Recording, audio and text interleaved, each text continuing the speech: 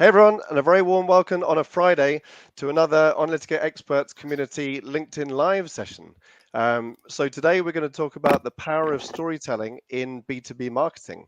And I'm delighted to be joined by a couple of people who I've known very, very well for a number of years. And they're definitely influential experts in social media marketing. And this series is all about trying to create inspiring content, trying to challenge brands thinking, and to try and help social media professionals and marketers out there to evolve what they do. So I'm very excited to be joined by Danielle Guzman. Now, Danielle is, a lot of you will know her. I'm sure that both of these people don't need any introduction, but she is the global social media leader at Mercer. And I think to me and to everyone, she epitomizes the social in social media and is just an absolute powerhouse on social media. So really excited to be joined. Really excited for you to join us, Danielle. And Fanzo, I think you were the kind of the person who was sort of born into social media. Like the first social media post I sort of is kind of I associate with you and all the sort of social media marketing world speeches that I listened to were sort of done by you. And really, I know that you're a sort of professional speaker, content creator, NFT podcaster. You got so many different hats, and I've always taken from you the sort of push a down button, get out there, create content, and you're really also trying to sort of, I know you've done a lot of work with translating the sort of corporate voice narrative into a much more sort of engaging tone for the audiences. So I was really excited to bring both of you in, and a very warm welcome to this LinkedIn Live. Thanks for having us. Yeah, thank you. I'm having a little bit of a fangirling moment here with Brian, so this is super exciting. Well, I wish that every client I worked with had you and all of them. It would make my life a lot easier. So it goes both ways. So it's a love-in between my panel experts, and hopefully everyone watching will enjoy this as well. Please do shout out, put in the comments where you're tuning in from, ask them a question. Any difficult questions I will bring up automatically and shoot them at both of them. So maybe I can come to you, Danielle, first, and just really try and unpick what storytelling means. So when people talk about storytelling, what exactly does that mean to you? It's a great question. I mean, if we think about the fact that we're inundated with content from all sources every day, I kind of look at stories and storytelling in the sense that it's vivid, it's really relatable. Who or whomever is putting that out there, to me, brings together a mix of kind of personal experiences, life lessons. It makes you feel immersive and central to the narrative that they're telling. It evokes emotion. You never forget it, and it sticks with you. And kind of those are the things that, to me, tell a story. And when I read either a brand's content or an individual's content, the content that you forget, and then the content that it lingers with you, and there's lessons that stick with you, and it really resonates. And I think that's something that is a skill, and it's something that's really important, because ultimately we're there to connect with people and be of service to them, not just to broadcast content out. And the storytelling is critical to pivot from that broadcast kind of mindset into that really value building and contributing mindset.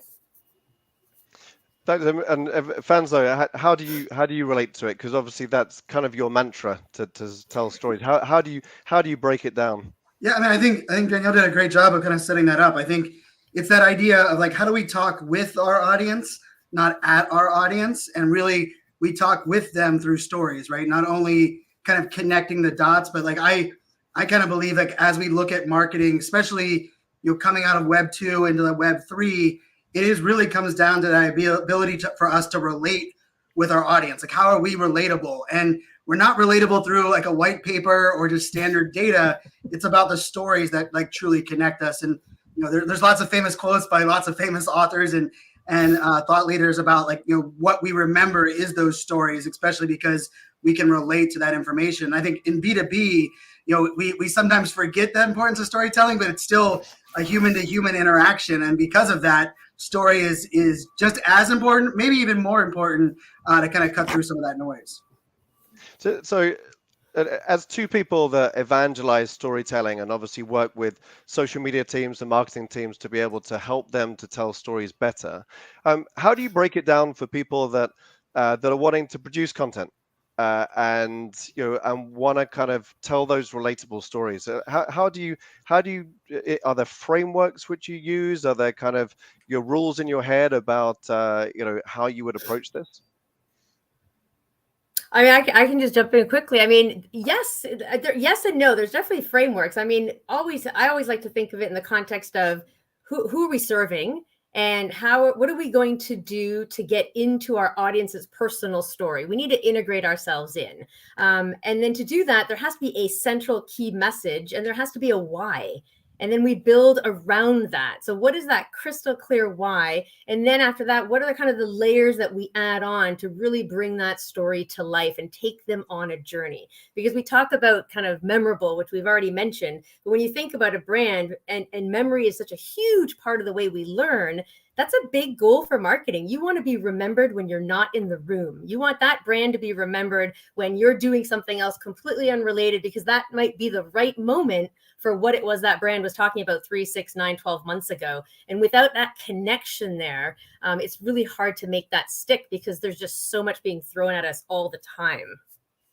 Yeah, I would just add on, I think, whoever said content is king is part of the problem of now that we have to tell stories, right? And because I think part of it is we are now inundated we have more content than we've ever kind of really realized, but do we have great content, right? There's a difference between putting out a lot of content versus putting out, a great piece of content. And then I think actually the hardest part in the storytelling aspect is actually getting it in front of the right audience at the right time, right? I think the easy part is actually crafting the story, understanding the message, but how do we get it in front of that audience? And I really think that key is, like, do we really know our audience at the level that we can be relatable? To Danielle's point, like, I think a lot of brands, we like to believe we can, but like, have we put ourselves in that shoes of that customer, the pain points, a lot of the things from that, like even the words we use. Like, I'm a big stickler on when we use the words like we rather than you. If you watch a video and says, I understand you have these problems, you're immediately like, oh, like I have versus like, together I know we are having this, we are all struggling with this, and I believe we are going to go on this journey together. It kind of connects us in ways that I think that's not only stands out against a lot of this content, but I think it also adds that like personal aspect where they do care about us. And like, I don't know anyone, no matter what your background or your business, that says, I don't want people to care about me. I think we all strive for people to relate and care about us, as consumers. So yeah, and I think that's such a important point. So when brands have worked with you, Fanzone, and when they have maybe more of a corporate image, thinking, I don't think this message is really relatable, it's not engageable. What kind of things are you thinking? Are you looking at all the sort of phraseology and like recommending them to break that down? Have you got a few examples of where you've kind of gone through that process to then, looked at more of an audience first example? I mean, I know, for example, you took over the Oracle social media handle, I think many years back, which stuck in my memory as a cool thing for them to do with you.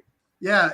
I mean, it's a great question. And, it's funny, like 10 years ago, now that we're where we're at, 10 years ago, it was like, Brian, you're too personable. You're going to share like how you talk. We don't think we can have that. Like we're looking like to check a millennial box and move on. And, interestingly enough, over these 10 years, it's actually kind of swooped in a little bit now to be like, okay, how do we actually add like that understanding, right? And I think there's also a component of third-party validation, right? Like for me, with brands that I work with, it's like, I know the message that you are preaching, and I know the message that your audience wants to hear. And sometimes they just need to hear it from a voice that isn't the brand itself. And in a way, I'm oftentimes like, when I've taken over, Oracle, Dell, IBM, SAP, I've taken over a lot of their social accounts. And, the tough thing at the beginning is like, they want to put a lot of constraints and controls on it, which is understandable on, trusting, the creator, especially to understand the message. But I think the beauty becomes in it where it's like, let me understand what are the goals, what is the message we want to actually deliver, and then let me do what I do best, which is kind of translate that, directly to the audience, especially depending on the medium, right? The Oracle example, I remember I took over their Facebook Live and their Instagram, and I knew their audience on Instagram being so different than the audience they had on that live video on Facebook. And I really tried to lean into that. And I think just even those little nuances, being able to understand the medium, the platform, if you're at an event versus as, it's just a standard day, like what is your audience, like what are their, habits during those times that, those are things that we try to factor in the storytelling. But I always say, like, I don't work well with rules. I work well with swim lanes. Like, tell me the things I can't do. Tell me the things that there's like some gray area, and then let me do what I need to do. And I'm very understanding on that side. I think we sometimes like over calculate, or we just say, here's, you can do whatever you want. And then I don't think that works any better than, giving anyone two kind of controlled roles. So I think it's definitely a balance. So go for it. I was just going to say, there's one thing that Brian said that I think echoes so well, especially when we think of it through a corporate lens. Everything you're saying, Brian, is like, it's emotive.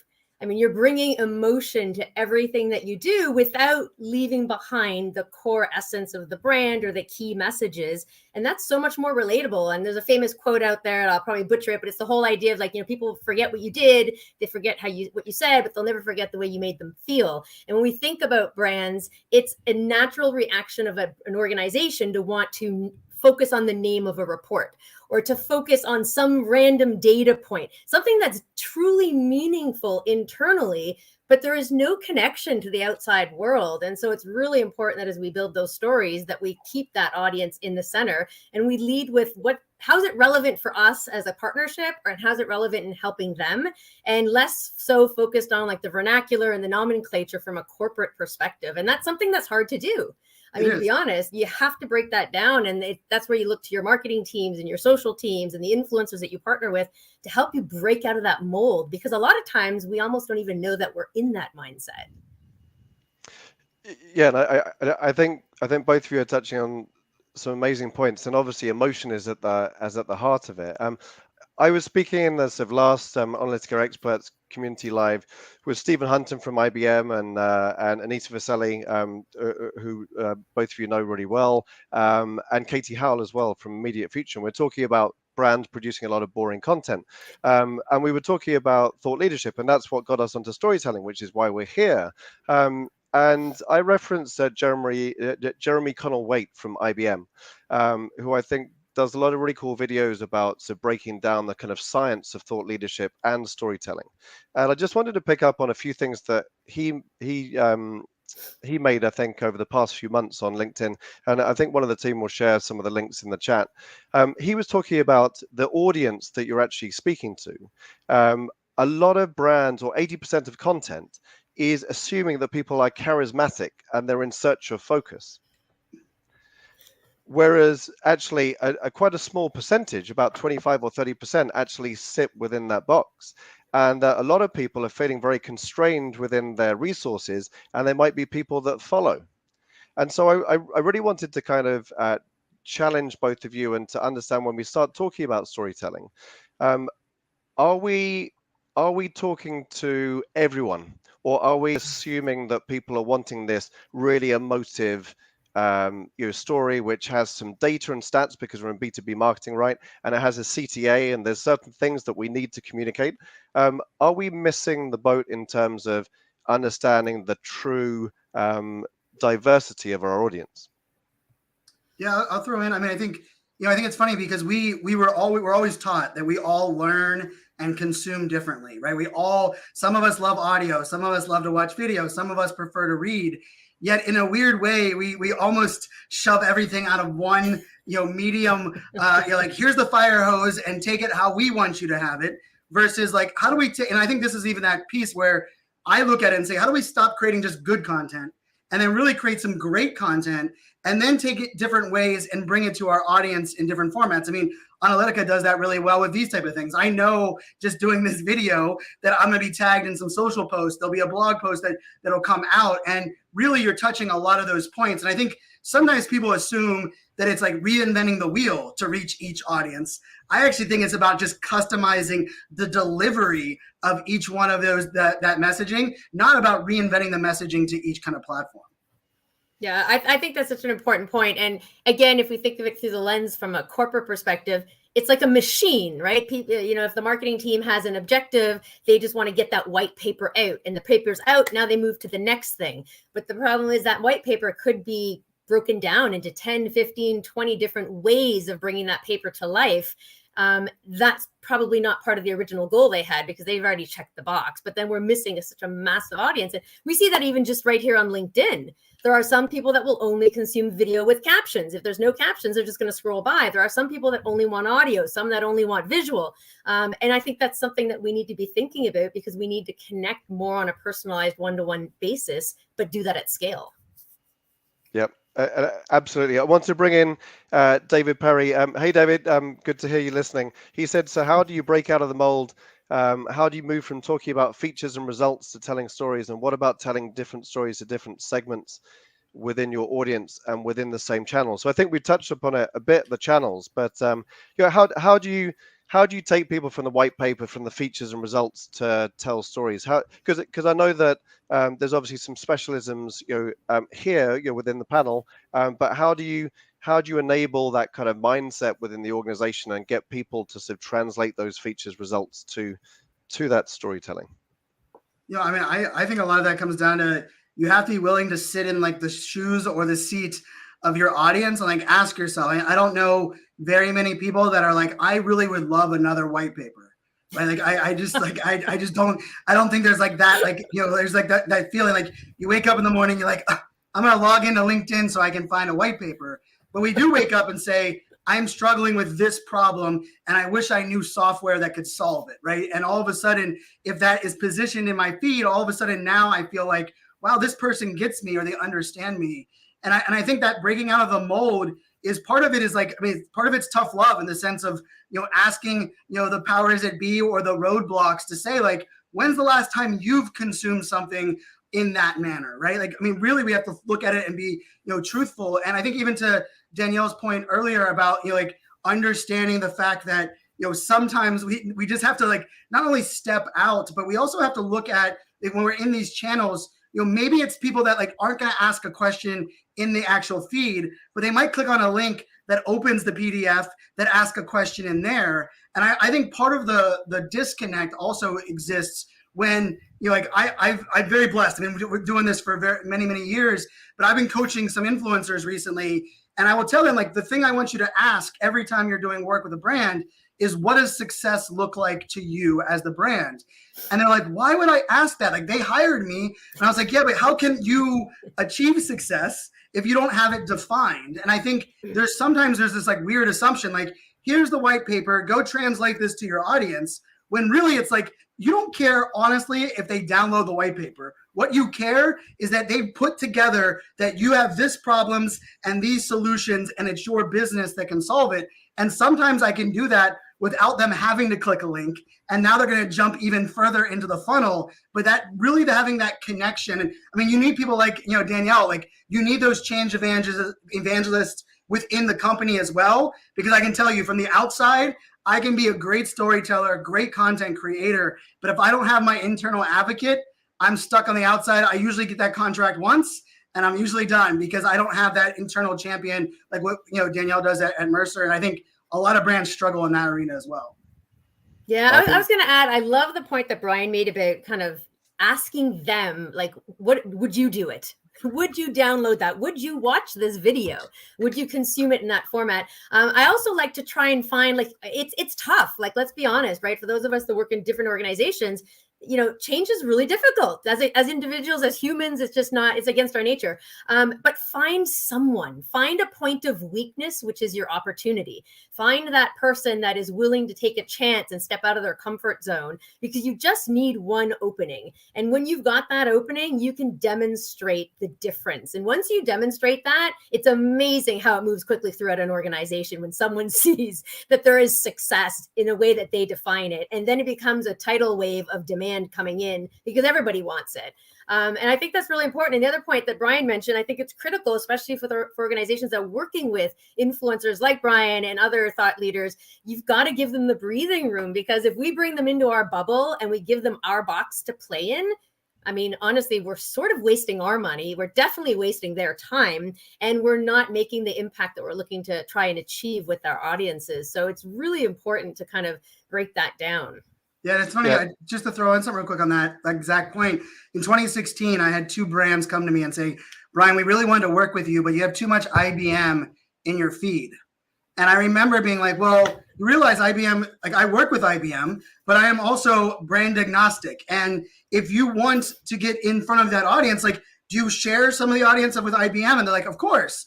And I was like, well, I'm getting in front of that audience. Let's work together. And I remember, I made it a mission, it was an enterprise tech side of the house. And in 2018, in one quarter, I did content work for 6 enterprise tech brands that all kind of recognize that it's not about like, I don't have to be preaching one version, right? Like ultimately, in a way, if I can just identify, here's the problem, here's the solution, and then there's only a few brands that can actually execute on it, then the brands are there to do what you do really well. And I like to say for a lot of that, like breakdown will happen in this like idea of like, I want to reach this audience, but I might not be willing to like change my perspective of how I reach that audience, because reaching your audience where they are today is essential. I mean, nobody's coming to you and just because you launched a new webinar, you have a new web page, you really have to go to where they're at and help solve problems there. And that's a much bigger barrier than we had to deal with 7 or 10 years ago. Yeah, no, I love it. I guess trying to summarize, the kind of back and forth that you've just been having. It's about having creative freedom. It's the external voice, and I love what you're saying about just simply asking what success looks like, because obviously a lot of people don't do that. Just in life in general, just if you're working for your boss, like some people don't know what their boss is looking for. Just Right. always ask that question, just more generally. I loved it that Jennifer Merrick said, "I love white papers." So that's great. If you do love white papers, please put in the comments why you like white papers. It's great for us to understand that.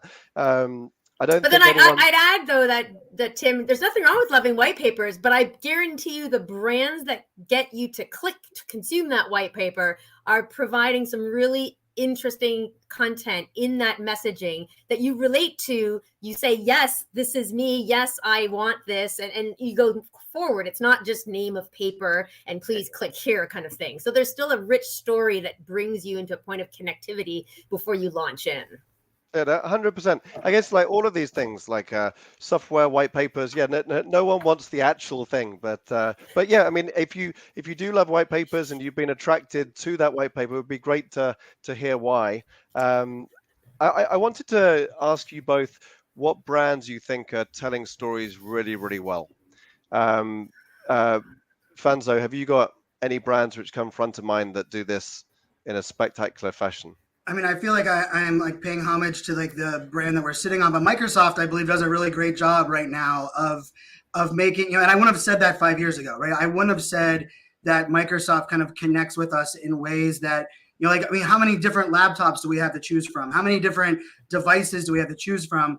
But I feel like they understand kind of the combination of, getting it in front of people, but then also kind of walking them through kind of a nurture style period. And, to that point on the white papers, right? Like, the white paper might be the thing you click on that you like at the end, but how many videos, how many touch points, how many, I was targeted with a Microsoft Instagram story ad the other day, and I was like it popped up and I was like, as a marketer, I'm like, what was their targeting criteria? But within 3 seconds of the video, I was like, oh my goodness, they're talking about Web3. And it was like directly dialed into what I was thinking about. And the funny thing about it was, I couldn't tell you what their like call to action was on that video, but I can promise you the next time on LinkedIn, if they're targeting me again and I get hit with a link on something that Microsoft's doing in Web3, I'm clicking the link no matter what, because they already kind of brought to the forefront that they're thinking that via an Instagram story side. So Microsoft, I think, jumped out at me, kind of the first one. Great. And I imagine it's maybe slightly cheaper to advertise on LinkedIn for them. I mean, it's interesting. A couple of things come to mind when I think of brands. Maybe a little bit of a different angle to it as well. I love the TSA. I don't love the TSA and what they do as a job, but I appreciate them. But if you ever want a really interesting approach to storytelling, go look at TSA on Instagram. They do just a brilliant job of taking some really tough conversations, right? You're intercepting people trying to take things in and out of the country through security. And they teach you, they help you understand what you can and can't do. They help you make it really relatable. They add humor. You never forget it when you read their Instagram feed. And there are things that you can think about. How can I bring that approach, maybe not to the same extreme, into your brand? I think it's just a great example. And another one that really stuck with me, kind of I was thinking about as Brian was sharing, is Cisco. it's been a couple years. It was probably actually maybe 10 years ago, not to date myself, but there was an advertisement that came out and they had a YouTube video and there was a series of different things that they did in activation. And it was around Valentine's Day. And if anyone knows what Cisco does, they have nothing to do with Valentine's Day, but it was so well done because you watched this and you followed the journey and you're like sucked in and it was all about relevant things to you. And then out comes their server and the tech stack that they're promoting. And it was humorous, but it was so memorable. And I have repeated that story time and time again in different business contexts because it never has left me. They've created memorability and they actually do that consistently in a lot of their content. And I just think that's one brand that stands out to me. Yeah, and I'll throw in, there's something else too that I think from because like pushing back on execs and trying to kind of force people to do things that they've been stuck in one way. That's oftentimes a lose-lose battle, right? You're gonna, because even if you push them and get them to bend, they're gonna say they want results on the very first story that you tell, and we know that's not really the way that this works. So I like thinking about it from a creativity spot and say, I actually think if you can record, document the initial creation of a piece of content, from a white paper to a webinar to a blog, before the scraps that hit the floor that never make it into the white paper are the pieces we need to tell great stories. And so in a way, I as a content creator myself, the later you bring me into the journey, the harder it is in a weird way for me to actually deliver, because your message is so fine-tuned, I can't even figure out what was the origin story, what was the problem you initially were solving. And I think that's one of those things where if you want to help kind of make that, kind of how do I get that story out of this very structured, white paper or webinar, it's actually going back to the beginning and saying, what were some of the things that we were we were going to do this and this and this, and then we just kind of cut that out, because you'd be amazed how well that kind of works for fitting in the storytelling. I love that. And I would add one more, Brian, is that for brands that have engaged communities, go and pick out what they're talking about and bring that back into your story, because those are real perspectives. They're bringing forward their challenges, they're bringing forward their successes. And that's a great way to just wrap that back into the continuation of one's content creation. Yeah, and I guess what we talked about at the beginning, the relatable, immersing themselves in the story. If the stories come from them, then obviously that's the best way to do it, right? So community and user-generated content basically is great. I would throw in employee advocacy as well, right? Because I think we forget that oftentimes employee advocacy is the greatest feedback mechanism into your content team to understand what's relating, right? If it's coming out of the brand handle, you're getting a brand handle response. But if you truly are embracing employee advocacy across the board, what are people commenting on your employees' sharing of content? And more often than not, that reply is more in touch with what your audience really is versus what you kind of get off of the brand handles themselves. Well, I wanted to bring up that, I wanted to talk about that point actually, Fanzo, because on the last LinkedIn Live I did on the Onalytica Experts, Katie Howe was really standing up for the brand handles and for the brands to be able to have the personality. But we were also talking about the fact that it's far more authentic to have it through employees and through execs and through external influencers. So what's your take, Danielle, on how much storytelling the brands can do from their brand handle versus obviously through the tens of thousands of employees that obviously work for Mercer and other brands out there? Yeah, it's a great question. I mean, first of all, I love company pages. So, I'd be lying if I didn't say that. Otherwise, I think there's a huge opportunity for them right now. But we have to move away from being broadcast channels to truly building engaged communities. And that's a journey and that's an investment. But our employees are really the quick and scalable opportunity, but it has to be done right. And, Brian was kind of talking about purpose and relevance. And when you think about connecting with our audiences, we have to connect with our people the exact same way. So just the same way you would toss out a piece of content onto the company page, if you simply just throw it out to your employees, it's not going to resonate any more or less than it will with your audiences. It's critical that you figure out to show them the brand story, the why, how it connects into what they do, and how they can create meaningful value for the organization. It's really important that they understand that, and then they're empowered, just like our influencers need to be empowered to have their own voice and their own points of view against that. So like Brian had said earlier, what are their swim lanes? What can they do? What can't they do? What are the gray areas? Make that crystal clear to your employees and then unleash them. and then enable them to become the heroes of the story. Too often brands get worried about, oh, this person has too much visibility, or this person isn't the right person that we want to have the audience looking at. Treat everyone as a voice of the brand and enable them to be those heroes, because ultimately what they do will reflect on where they work, which will take you back to the brand. And so you're just casting a wider net, you're building trust at scale, and that is all going to benefit the brand much faster and in a deeper way than the brand channel could do on its own. I think that was just such a good answer. I was almost just going to press done. Amen. Yeah. I panicked for a moment there. I was like, why isn't anyone talking? No, I just it was good. It was so good. I didn't have anything to add. I'd love to understand, when this doesn't go so well, when there's maybe senior execs that are trying to push out messages, or there's sales or business units that are wanting to drive leads within a couple of weeks or 12-week cycle. Obviously we're talking about effective storytelling, and there's so much bad content out there at the moment. What small wins can people who are listening to this get when there are internal execs wanting to push out content that just is not effective storytelling, and it's kind of more salesy?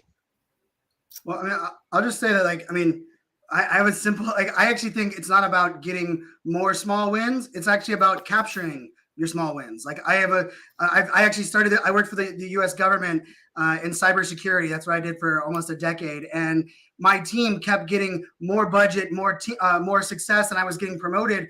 And people asked what was my secret sauce? And I said, we have a methodology we call screenshot awesomeness. And it sounds corny, but it's every time something awesome happens, an email, a comment, feedback from our audience, you screenshot it and you put it in a centralized location. And when I was going to a boss and they were asking me to prove the value, or what are some of the things that we see that are working, I had screenshot proof and at it month over month. And funny enough, even as an entrepreneur now and as a speaker, I still do it on a regular basis. I have a folder right here on my desktop that is screenshots of those little moments. And I think the other part of this, and I saw a couple of the questions about storytelling and connecting it with brand message, but not sounding like you're a brand talking head, requires training. This is not something that feels natural. More often than not, you have people that are very social. They understand the medium, the platforms. They're probably places that you don't even recognize that they're very successful. But understanding how to balance that and connect it to the brand message. I mean, I would argue a lot of the influencers that were in this game 10 years ago, there's a reason they're not in here now, right? Because they couldn't figure that out even as an influencer. And it's because of training and understanding, I want to work with the brand. If the brand, to Danielle's point on the brand handles, I'm very bullish on brand handles, because from a content creator and influencer, if the brand handle isn't doing their job, it makes my job near impossible. And you mentioned the Oracle handle, me taking over Oracle Instagram stories for an entire week would have been useless if they had not used their Instagram stories for the entire year already, right? Me jumping on there all of a sudden out of nowhere will not all of a sudden just get people to come piling into that medium. And so you kind of have to have that back and forth. But I think that small win piece is I believe the small wins are already happening. We just do a really bad job of documenting those. Yeah, I love what you said, Fanzo, because 2 weeks ago, so on Fridays, I do Friday reflections on LinkedIn. And 2 weeks ago, I talked about the kudos file. And It's the same thing. And I keep kudos on everything, on my team, on things that the global organization is doing on social. I take screenshots and I save them all. And it's for those moments that count. But then do it for yourself as well, because you got to give yourself kudos. And it's something that a lot of people don't take the time to do. And I have a kudos file that dates 5 years now at Mercer. And there's a lot of juicy stuff in there about a lot of amazing people. But it's a really powerful way to unlock things. And I know David, and I also saw David Perry had asked about how do you get those employees going from being those brand robots to storytellers? I mean, one of the things I often like to do, and I think since Jennifer Merritt's on the call on our chat today, she does a great job, is encourage people to lead with a comment strategy instead of a content strategy when you're getting started as an employee. posting content can be a little terrifying for some people, and it is for all of us at some point. But if you can just start having comment conversations and even do that for a couple months and get your voice, start sharing your insights. And if it's on a brand channel, contribute to a conversation the brand is having on a topic that you can connect to, and do that until all of a sudden you will have a switch where all of a sudden you're like, this is second nature. Then pivot to applying that same discipline to starting to publish content, because you can be as successful showing up on social and just commenting. So it's not about who you know, it's about who knows you. And you can be much faster at scaling that by just leading with comments. And I would say to that point real quick, like, that's actually, I think that one of the biggest barriers is that we assume it's about original content. Like, I would argue commenting and curation are two of the easiest ways for us to do that, right? Resharing something that someone else already put the work in with our point of view, with the employee's point of view, with their take. That doesn't take near as much work. And in many cases, it's not saying like, I know everything, come listen to me. It's my thoughts as an employee on the content that's already created. It's such I don't know how many brands that are teaching comment and curation. Most of them would want to only start with the creation. And I think that's the heaviest lift of all three of them. I love both points you made, because a lot of people are time poor, and storytellers, I mean, who thinks they're effective storytellers? Maybe less than 2% of people that you might speak to. I know a lot of wonderful people who I think are experts, and they're saying, I'm not sure I've got too much to say. And so, storytelling, inspiring content, they probably think, I'll leave that to the people that get paid to do that, or to the social media or marketing teams. And I think being able to empower them and to give them the confidence. I know you did a LinkedIn Live the other day, Danielle, on commenting strategy, which is, as you said, Fanzo, is not something taught. Commenting and curation. But I love the kind of framework to have a personal story, but there's a professional element and no sales pitch. To have three things in the mind where they can say, oh, here's my personal idea or thought. There's obviously they're probably commenting on a professional element, and they're not in sales mode. And sometimes I think that can help people get started, and then they can start telling their stories, as you said, when they get more confidence, because it's hard to scale this, especially Danielle, in your role, when there's obviously tens of thousands of employees, and you've got multiple different countries, business units. It's a big beast to be able to empower and drive confidence within. Yeah, no, I mean, small steps lead to great success. Yeah, so I love that, and I think, Fanzo, what you've talked about is something that I hadn't thought about as much, is the customization of the content that's already there. And I guess what I love about when you show up working with brands is that you customize. You're asking for what's already there. You're not having to sometimes just create loads of fresh content. You're just repurposing, talking about the stories, and I think there's a lot to be learned there as well. I would tell you, like, some of the best content I've ever created from a content like third-party influencer was like, send me to your event and let me just walk the floor and listen to your team sell and position. Guess what? They don't talk about features and benefits. They tell stories. Oh, I'm a girl dad as well. Oh, you are. Oh, did you know that I use this because it has an app and I don't have to worry about my kids being on my phone or when they're on Roblox on my computer. And all of a sudden I'm like, you just told amazing stories that related. And they're like, no, I'm not a storyteller. And it's like, wait, actually you are, but you just kind of, and like, to me, like, that's my favorite thing. Like, let me sit and listen to a phone call of like your successful team that are pushing people over the line, or let me go to your event and listen to the people that are sitting around kind of talking about, the brand positioning and value proposition. And I think that's kind of like that magic sauce, because then it makes my job easy, right? Because then I can even reference that and I can loop it in. And I think, the other part of this as well is that, we also have to look at, if it works somewhere, we can probably find a way to make it work somewhere else as well, especially in digital, right? I think we sometimes, like, we post a couple of times on LinkedIn in let's say in the month of May, and then we're like, oh, that just didn't work on LinkedIn. Well, you didn't know that people are planning on their vacations in the end of the school year in May, and the last thing they're doing is consuming that, and they're not logging into maybe LinkedIn as frequently as they might have. But all of a sudden you launched very similarly in August, and your audience is back and they're excited to kind of get into the second half of the year. all of a sudden the message takes off. I think we are really too quick to throw something out or assume something just didn't work or wasn't the right story. I mean, we have to be real and recognize, I mean, especially coming out of a global pandemic. I mean, what our audience wants, like we want vulnerability, we want connection. We also can be overwhelmed pretty easily right now. And we have to kind of take that into account and maybe revisit some of the campaigns that maybe we've already thrown out, revisit them again come this fall. You might be surprised they might actually work.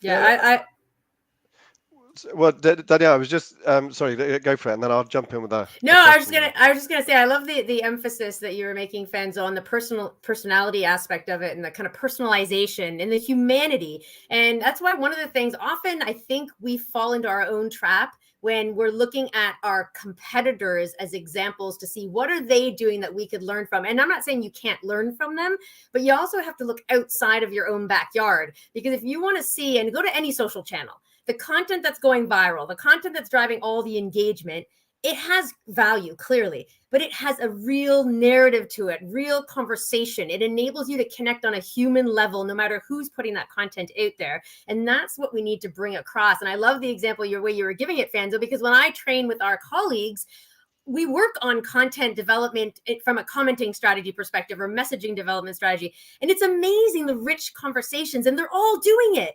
And then as soon as you get to go into the platform, you freeze, because all of a sudden you have redefined professional in your head and you're like, oh, I can't talk that way. I can't say it that way. And I think that is such a big change that we've seen on social, which is a really positive thing across actually all digital platforms, which is show up as yourself.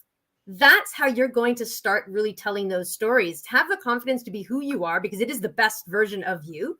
And then bring your expertise into that narrative. Don't start with the expertise and try and figure out how to make it sound good, because I think that will always leave us falling short. And, I think a piece of that is even because when that happens, we as brands, we have to celebrate that. We cannot underestimate the power of, if there are people that are doing it and you're like, I wish more people did that.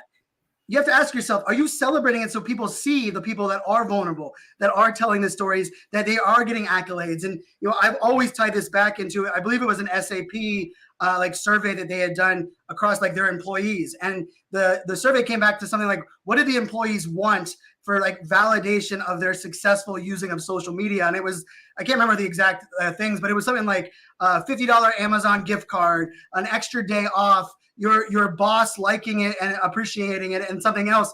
And it was 80% of people just said, I want my boss to like my LinkedIn post. I want my superior to comment on one of my posts. And that's free. And you would be amazed that you think about it from oh, this is me celebrating that one person. But those people that are I'm not sure if this is what my company wants, or it's too risky. And all of a sudden they see a boss or a peer that is commenting, and it almost gives us that permission through not asking for permission, but permission through the idea oh, if our team is celebrating others that are doing this, I guess it's a great opportunity for me to do that, because maybe they'll celebrate me as well. And I think that's such a big, I think the listening part and the celebrating part are probably the two pieces that are missing from a lot of storytelling. And that's why the change is so hard. Hey, that resonates with me, Fanzo, because I think it was 2 or 3 weeks ago, our CEO liked one of my posts. And I think I told everyone in my family that night at dinner, I was like, Martine liked my post. Yep, and they probably thought I was crazy, but I was like, I noticed it. I noticed everything that happens on my social feeds, but that stood out. And that was really awesome. I'm glad you mentioned that, because we're talking about the softer skills now. And Fanzo, you talked about everyone feeling overwhelmed. And I think, with everything that's going on right now, a large proportion of people are completely overwhelmed. So I love the sort of listening part, and also it's the recognition, isn't it, that we're talking about from our peers. I was going to ask you both whether you think empathy is one of the most important parts of storytelling now, as a result of people feeling overwhelmed, and a lot of people feel constrained in terms of resource and time. Is storytelling, does it have enough empathy? And is that something that you promote with all the content that you're pushing out? Well, so I give a keynote called Digital Empathy. So it's kind of spot on there. But it's actually because I actually think the digital component of empathy is not something we touch on, right?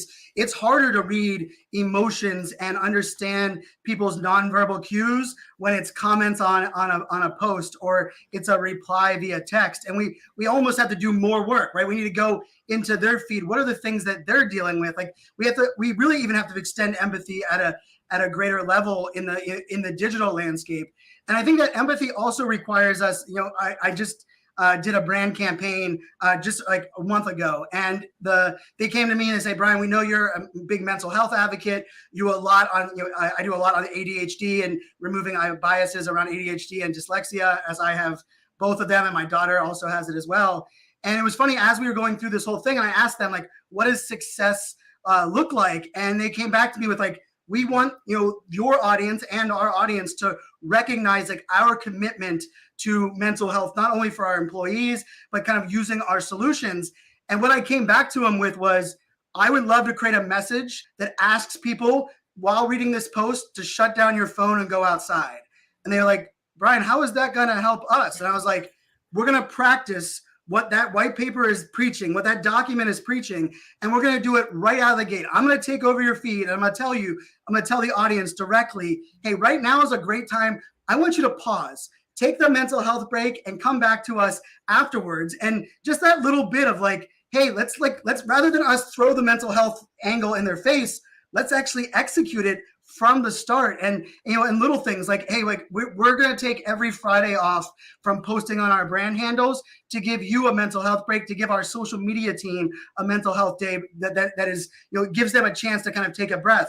All of a sudden, that's practicing what you preach. It's standing out from the noise, and it's validating what we all feel. We all feel. I mean, it's Friday right now, right? It's Friday, and it's one of those things where we knew this going into the global pandemic. I think we felt it during the global pandemic.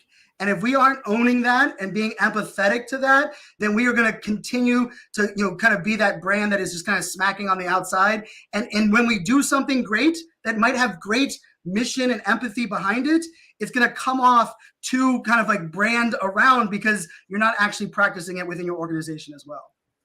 I love that. I'm going to take those points, Fanzo, and run with them. Those are awesome. Thank you. I would add to that. I mean, I think the point you raise is something that we focus on when we think about community management, or even myself in terms of on my own presence.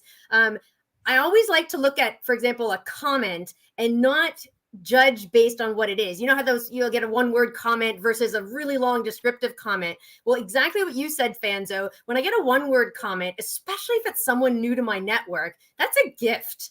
And even if it's just like great post, right? And you know what? Maybe they're a part of a pod, but I don't know that. That could legitimately be their truth. So I like to go over and see who they are and see what I can learn from them, and then give them back the same amount of love that you give to the person that gave you 2,000 words. And when it comes to our community management, it's one of the things that we love to prioritize, because anyone that takes the time to engage with the brand needs a response back, and not just a reaction back.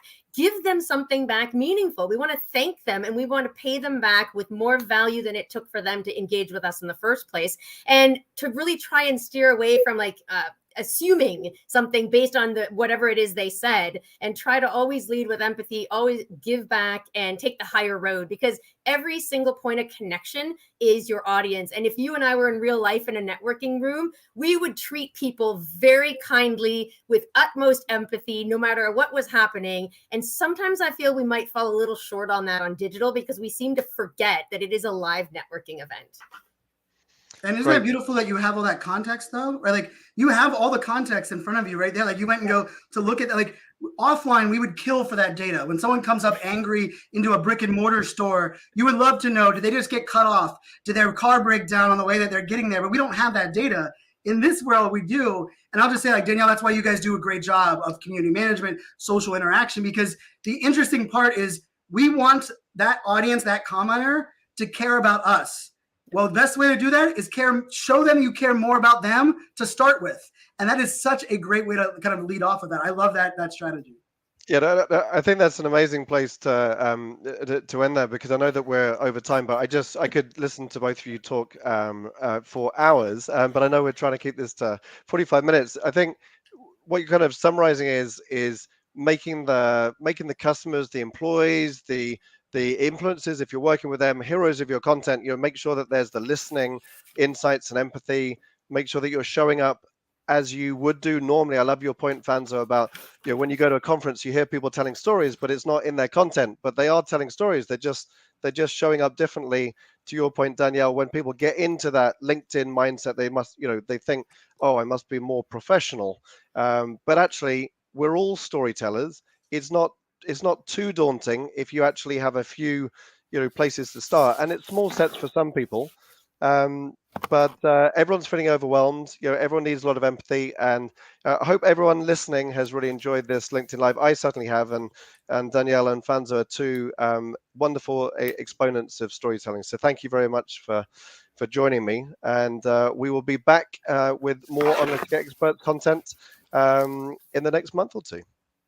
Thanks so much for having us, Tim. Great to see you, Fanzo. Good to see you as well. Cheers. Thank you, everyone.